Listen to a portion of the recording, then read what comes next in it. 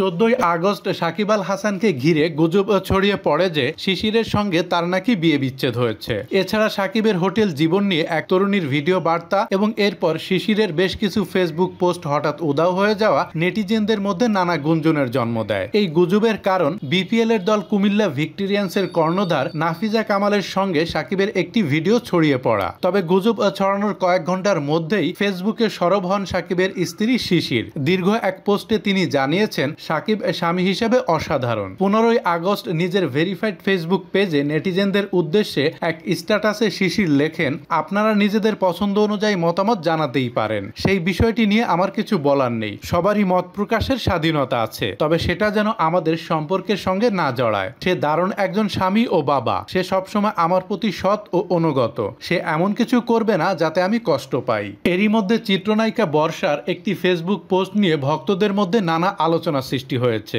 যেখানে তিনি কারো উদ্দেশ্যে খোঁচা মেরে লিখেছেন, সবাই কিন্তু পোড়া ভাত খায় না। সেই পোস্টে বর্ষা লিখেছেন, ভাত যখন রান্না করা হয় কেউ চায় না ভাত পুড়ে যাক, মনের অজান্তেই পুড়ে যখন গন্ধ বের হয় তখন বোঝা যায় ওই ভাত পোড়া গন্ধ। পোড়া ভাত শুকনা মরিচ, লবণ, পেঁয়াজ ও সরিষার তেল দিয়ে মাখায় খেয়ে দেখবেন কি স্বাদ। আর হ্যাঁ, সবাই কিন্তু পোড়া ভাত খায় না। তবে বর্ষা কাকে খোঁচা মেরে পোস্ট করেছেন সে বিষয়ে জানা যায়নি। পোস্টের মন্তব্যের ঘরে অনেকেই সাকিব শিশির লিখে মন্তব্য করেছেন।